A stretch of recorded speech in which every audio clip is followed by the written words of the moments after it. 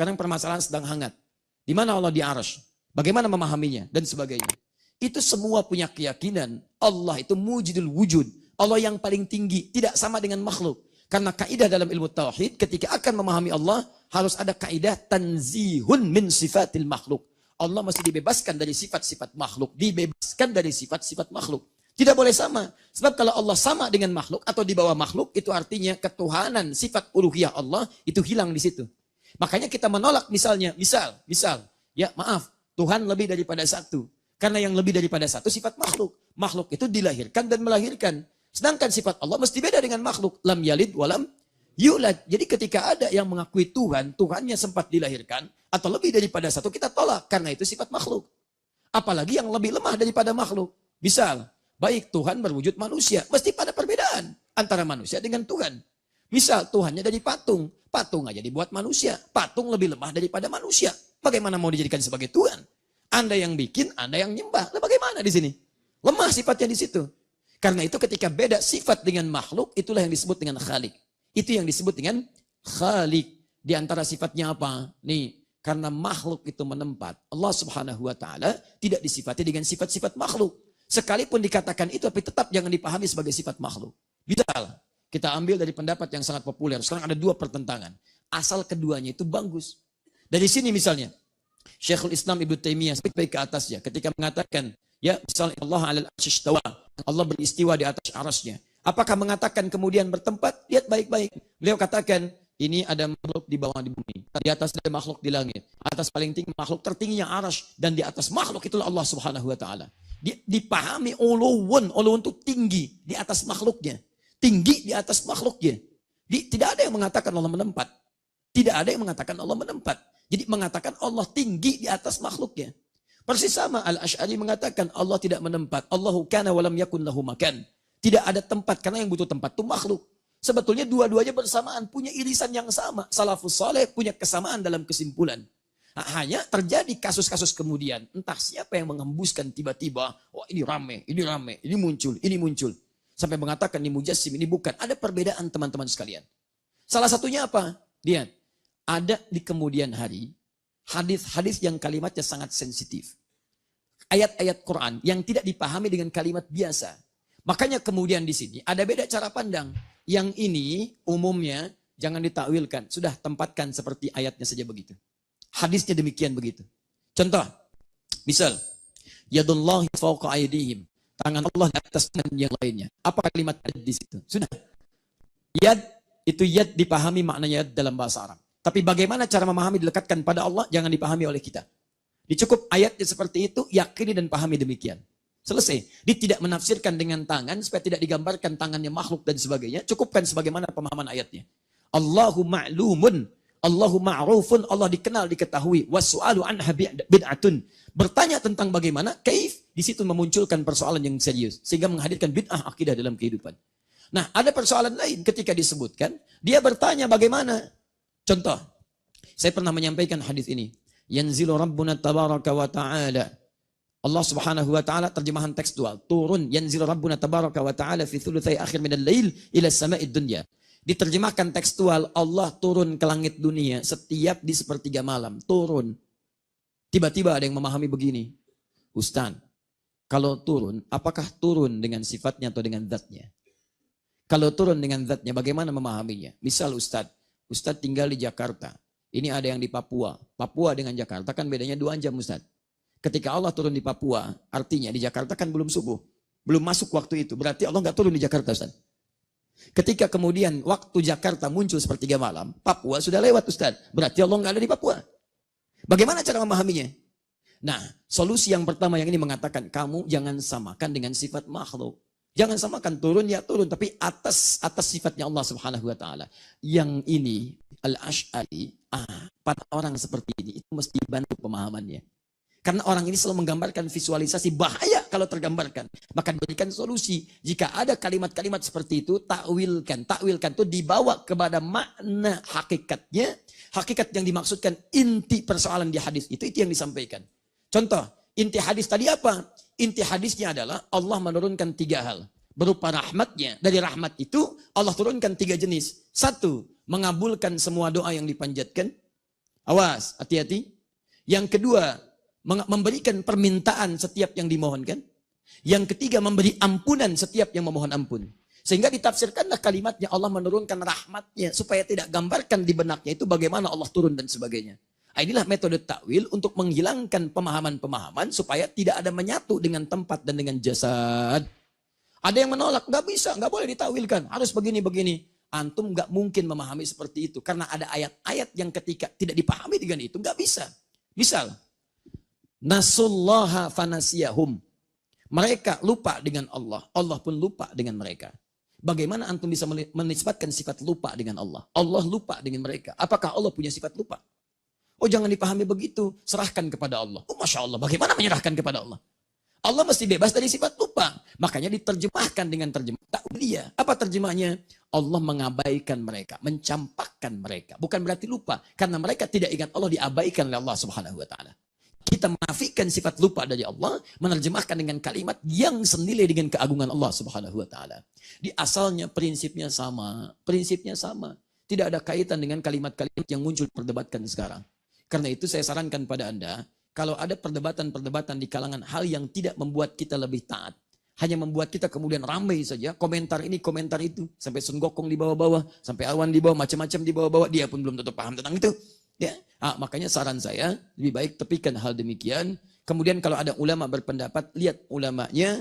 Kemudian setelah itu, sikapi dengan baik, hormati, husnudzan dulu. Jadi kalau ada ahli ilmu berpendapat, jangan kemudian antum, mohon maaf, jangan antipati dulu.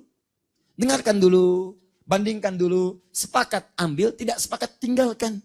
Itu paling gampang. Ngapain antum mencela orang lain? Gak ada kerjaan di situ. Gak ada kerjaan. Mencela itu gak pernah diajarkan. Lihat, tunjukkan pada saya dari Quran mana ayat yang membolehkan mencela sama muslim. Apalagi mencela ulama. Gak ada. Jadi kalau anda gak sepakat, cukup tinggalkan, cari yang lebih kuat. Selesai persoalan. Ini mencela ini mencela itu. Gak akan pernah selesai persoalannya. Jelas ya? Maka saya tegaskan di akhir, tidak boleh, tidak saya perkenankan. Ada satu orang pun belajar dengan saya, kemudian mencela orang lain. Saya tidak pernah mengajarkan antum untuk mencela orang lain. Ambil pendapat yang baik, kalau sesuai dengan ukuran tadi. Tidak sepakat, Anda tinggalkan. Silakan tunjukkan pada saya, kapan saya mengajarkan Anda mencela orang lain. Karena itu kalau ada seorang belajar dengan saya, dan dia terbiasa mencela orang, saya berlepas diri di hadapan Allah Subhanahu wa ta'ala, dari keterangan pernah mengajarkannya. Jadi teman-teman sekalian, mari kita berubah cara pandang kita, berubah dengan lebih baik. Kalau seperti ini, kita akan beribadah dengan tenang. Tenang sekali kita. Ambil referensinya, baik kita ambil. Tidak baik kita tinggalkan. Dan jalin ukhuwah di antara kita. Perbedaan pendapat jangan sampai menyebabkan kita tidak bisa duduk bersama dan sambil minum teh bersama. Allahu Akbar walillahil hamd. Sami'allahu liman hamidah. Assalamualaikum. Sampai di akhirnya. Alhamdulillah. Dan itu indah. Beda pendapat di gula aja enak. Yang satu nggak pakai gula, yang satu pakai gula. Sama-sama minum teh.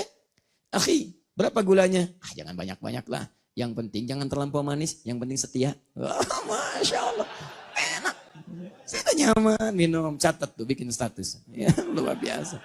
Nggak ada masalah. Jadi tetap teman-teman sekalian, kopi pahit ada yang minum. Kopi manis ada yang minum. Tengah-tengah ada yang minum. Semuanya minum kopi. Selesai masalah. Kadang-kadang kita memang tidak adil. Ya, begitu enak dipuji kopinya. Begitu bermasalah, yang salahin gulanya. Silakan cek, teh enak, dipuji tehnya, enak nih teh, masya Allah. Kopi enak, dipuji kopinya, enak nih kopi. Susu nyaman, manis nih susunya. Begitu kena penyakit gula, gula yang salah. Masya Allah. Taib ya, paham sampai sini? Sekarang permasalahan sedang hangat. Di mana Allah di arsy? Bagaimana memahaminya dan sebagainya. Itu semua punya keyakinan Allah itu mujidul wujud. Allah yang paling tinggi, tidak sama dengan makhluk. Karena kaidah dalam ilmu tauhid ketika akan memahami Allah harus ada kaidah tanzihun min sifatil makhluk. Allah mesti dibebaskan dari sifat-sifat makhluk, dibebaskan dari sifat-sifat makhluk. Tidak boleh sama. Sebab kalau Allah sama dengan makhluk atau di bawah makhluk itu artinya ketuhanan sifat uluhiyah Allah itu hilang di situ. Makanya kita menolak misal, ya maaf, Tuhan lebih daripada satu. Karena yang lebih daripada satu sifat makhluk. Makhluk itu dilahirkan dan melahirkan. Sedangkan sifat Allah mesti beda dengan makhluk. Lam yalid walam yulad. Jadi ketika ada yang mengakui Tuhan, Tuhannya sempat dilahirkan, atau lebih daripada satu, kita tolak. Karena itu sifat makhluk. Apalagi yang lebih lemah daripada makhluk. Misal, baik Tuhan berwujud manusia. Mesti pada perbedaan antara manusia dengan Tuhan. Misal, Tuhannya dari patung. Patung aja dibuat manusia. Patung lebih lemah daripada manusia. Bagaimana mau dijadikan sebagai Tuhan? Anda yang bikin, Anda yang nyembah. Nah, bagaimana di sini? Lemah sifatnya di situ. Karena itu ketika beda sifat dengan makhluk, itulah yang disebut dengan khalik. Itu yang disebut dengan khalik. Di antara sifatnya apa? Nih, karena makhluk itu menempat. Allah Subhanahu wa taala tidak disifati dengan sifat-sifat makhluk. Sekalipun dikatakan itu, tapi tetap jangan dipahami sebagai sifat makhluk. Misal, kita ambil dari pendapat yang sangat populer. Sekarang ada dua pertentangan. Asal keduanya itu bagus. Dari sini misalnya, Syekhul Islam Ibnu Taimiyah sampai ke atasnya ketika mengatakan, ya misalnya Allah 'alal 'arsy istawa, Allah beristiwa di atas arasnya. Apakah mengatakan kemudian bertempat? Lihat baik-baik. Beliau katakan, ini ada makhluk di bawah di bumi, di atas ada makhluk di langit, atas paling tinggi makhluk tertingginya arasy, dan di atas makhluk itulah Allah Subhanahu wa taala. Dipahami uluwun itu tinggi di atas makhluknya, tinggi di atas makhluknya. Tidak ada yang mengatakan Allah menempat. Tidak ada yang mengatakan Allah menempat. Jadi mengatakan Allah tinggi di atas makhluknya. Persis sama Al-Asy'ari mengatakan Allah tidak menempat. Allahu kana walam yakun lahu makan. Tidak ada tempat karena yang butuh tempat itu makhluk. Sebetulnya dua-duanya bersamaan, punya irisan yang sama. Salafus saleh punya kesamaan dalam kesimpulan. Nah, hanya terjadi kasus-kasus kemudian. Entah siapa yang mengembuskan tiba-tiba. Oh ini rame, ini muncul. Sampai mengatakan ini mujassim, ini bukan. Ada perbedaan teman-teman sekalian. Salah satunya apa? Lihat. Ada di kemudian hari hadis-hadis yang kalimatnya sangat sensitif. Ayat-ayat Quran yang tidak dipahami dengan kalimat biasa. Makanya kemudian di sini ada beda cara pandang. Yang ini umumnya jangan ditakwilkan. Sudah tempatkan seperti ayatnya saja begitu. Hadisnya demikian begitu. Contoh, misal, yadullahi fawqa aydihim. Tangan Allah di atas tangan yang lainnya. Apa kalimat yad di situ? Sudah. Yad, itu yad dipahami maknanya yad dalam bahasa Arab. Tapi bagaimana cara memahami dilekatkan pada Allah, jangan dipahami oleh kita. Dicukup ayatnya seperti itu, yakini dan pahami demikian. Selesai. Dia tidak menafsirkan dengan tangan, supaya tidak digambarkan tangannya makhluk dan sebagainya. Cukupkan sebagaimana pemahaman ayatnya. Allahu ma'lumun, Allahu ma'rufun, Allah dikenal, diketahui. Wassu'alu anha bid'atun. Bertanya tentang bagaimana, kaif, di situ memunculkan persoalan yang serius. Sehingga menghadirkan bid'ah akidah dalam kehidupan. Nah, ada persoalan lain ketika disebutkan, dia bertanya bagaimana. Contoh, saya pernah menyampaikan hadis ini. Yanzilu Rabbuna tabaraka wa ta'ala. Allah Subhanahu wa ta'ala terjemahan tekstual. Turun yanzilu Rabbuna tabaraka wa ta'ala fi thulutsai akhir minal lail ila sama'id dunya. Diterjemahkan tekstual, Allah turun ke langit dunia setiap di sepertiga malam. Turun. Tiba-tiba ada yang memahami begini. Ustaz, kalau turun, apakah turun dengan sifatnya atau dengan zatnya? Kalau turun dengan zatnya, bagaimana memahaminya? Misal Ustaz tinggal di Jakarta. Ini ada yang di Papua. Papua dengan Jakarta kan bedanya 2 jam Ustaz. Ketika Allah turun di Papua, artinya di Jakarta kan belum subuh. Belum masuk waktu itu. Berarti Allah nggak turun di Jakarta Ustaz. Ketika kemudian waktu Jakarta muncul sepertiga malam, Papua sudah lewat Ustaz. Berarti Allah nggak ada di Papua. Bagaimana cara memahaminya? Nah, solusi yang pertama yang ini mengatakan, kamu jangan samakan dengan sifat makhluk. Jangan samakan turun ya turun, tapi atas sifatnya Allah Subhanahu wa taala. Yang ini Al-Asy'ari, pada orang seperti ini itu mesti bantu pemahamannya. Karena orang ini selalu menggambarkan visualisasi, bahaya kalau tergambarkan. Maka berikan solusi. Jika ada kalimat-kalimat seperti itu, takwilkan. Takwilkan itu dibawa kepada makna hakikatnya. Hakikat yang dimaksudkan, inti persoalan di hadis itu yang disampaikan. Contoh, inti hadis tadi apa? Inti hadisnya adalah Allah menurunkan 3 hal. Berupa rahmatnya. Dari rahmat itu Allah turunkan 3 jenis. 1, mengabulkan semua doa yang dipanjatkan. Awas, hati-hati. Yang kedua, memberikan permintaan setiap yang dimohonkan. Yang ketiga, memberi ampunan setiap yang memohon ampun. Sehingga ditafsirkanlah kalimatnya Allah menurunkan rahmatnya. Supaya tidak gambarkan di benaknya itu bagaimana Allah turun dan sebagainya. Inilah metode takwil untuk menghilangkan pemahaman-pemahaman supaya tidak ada menyatu dengan tempat dan dengan jasad. Ada yang menolak, nggak bisa, nggak boleh ditawilkan, harus begini-begini. Antum nggak mungkin memahami seperti itu karena ada ayat-ayat yang ketika tidak dipahami dengan itu nggak bisa. Misal, nasullaha fanasiyahum. Mereka lupa dengan Allah, Allah pun lupa dengan mereka. Bagaimana antum bisa menisbatkan sifat lupa dengan Allah? Allah lupa dengan mereka. Apakah Allah punya sifat lupa? Oh jangan dipahami begitu, serahkan kepada Allah. Oh Masya Allah, bagaimana menyerahkan kepada Allah? Allah mesti bebas dari sifat lupa. Makanya diterjemahkan dengan terjemah ta'wiliyah. Apa terjemahnya? Allah mengabaikan mereka, mencampakkan mereka. Bukan berarti lupa, karena mereka tidak ingat Allah diabaikan oleh Allah Subhanahu wa taala. Kita kita menafikan sifat lupa dari Allah, menerjemahkan dengan kalimat yang senilai dengan keagungan Allah Subhanahu wa taala. Di asalnya prinsipnya sama, prinsipnya sama. Tidak ada kaitan dengan kalimat-kalimat yang muncul perdebatkan sekarang.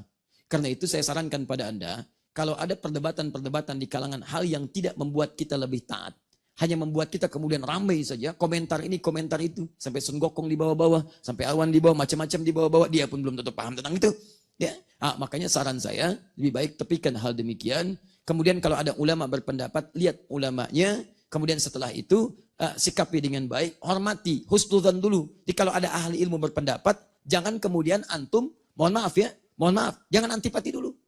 Dengarkan dulu, bandingkan dulu, sepakat ambil, tidak sepakat tinggalkan. Itu paling gampang. Ngapain antum mencela orang lain? Gak ada kerjaan di situ. Gak ada kerjaan. Mencela itu gak pernah diajarkan. Lihat, tunjukkan pada saya dari Quran mana ayat yang membolehkan mencela sama muslim. Apalagi mencela ulama. Gak ada. Jadi kalau anda gak sepakat, cukup tinggalkan, cari yang lebih kuat. Selesai persoalan. Ini mencela ini mencela itu. Gak akan pernah selesai persoalannya. Jelas ya? Maka saya tegaskan di akhir, tidak boleh, tidak saya perkenankan. Ada satu orang pun belajar dengan saya, kemudian mencela orang lain. Saya tidak pernah mengajarkan antum untuk mencela orang lain. Ambil pendapat yang baik, kalau sesuai dengan ukuran tadi. Tidak sepakat, Anda tinggalkan. Silakan tunjukkan pada saya, kapan saya mengajarkan Anda mencela orang lain. Karena itu kalau ada seorang belajar dengan saya, dan dia terbiasa mencela orang, saya berlepas diri di hadapan Allah Subhanahu wa taala dari keterangan pernah mengajarkannya. Jadi teman-teman sekalian, mari kita berubah cara pandang kita, berubah dengan lebih baik. Kalau seperti ini, kita akan beribadah dengan tenang. Tenang sekali kita. Ambil referensinya, baik kita ambil. Tidak baik kita tinggalkan. Dan jalin ukhuwah di antara kita. Perbedaan pendapat jangan sampai menyebabkan kita tidak bisa duduk bersama dan sambil minum teh bersama. Allahu Akbar walillahil hamd. Sami'allahu liman hamidah. Assalamualaikum. Sampai di akhirnya. Alhamdulillah. Dan itu indah. Beda pendapat di gula aja enak. Yang satu nggak pakai gula, yang satu pakai gula. Sama-sama minum teh. Akhi, berapa gulanya? Jangan banyak-banyak lah. Yang penting jangan terlampau manis. Yang penting setia. Masya Allah. Enak. Saya nyaman minum. Catat tuh, bikin status. Ya, luar biasa. Nggak ada masalah. Jadi tetap teman-teman sekalian. Kopi pahit ada yang minum. Kopi manis ada yang minum. Tengah-tengah ada yang minum. Semuanya minum kopi. Selesai masalah. Kadang-kadang kita memang tidak adil. Ya, begitu enak dipuji kopinya. Begitu bermasalah yang salahin gulanya. Silakan cek. Teh enak. Dipuji tehnya. Enak nih teh. Masya Allah. Kopi enak. Dipuji kopinya.